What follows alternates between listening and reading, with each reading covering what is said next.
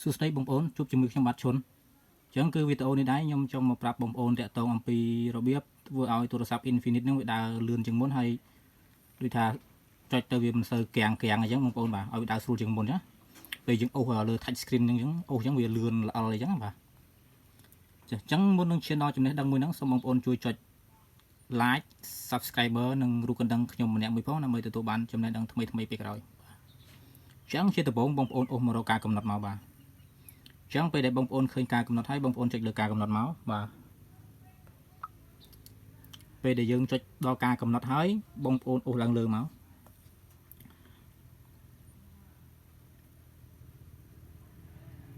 ពេលដែលបងប្អូនអូសឡើងលើហើយបងប្អូនមើលកន្លែងមានការបង្ហាញនិងពន្លឺនឹងមកបងប្អូនបាទចុចកន្លែងនឹងមកបន្ទាប់មកបងប្អូនអូសឡើងលើទៀតរួចហើយបងប្អូនមកមើលនេះកន្លែងអត្រាធ្វើឲ្យអេក្រង់ស្រស់ឡើងវិញហ្នឹងបងប្អូនចុចកន្លែងហ្នឹងមកហើយជាបន្ទាប់បងប្អូនអាចជ្រើសរើសយកកម្រិតល្បឿនអេក្រង់បានបាទអញ្ចឹង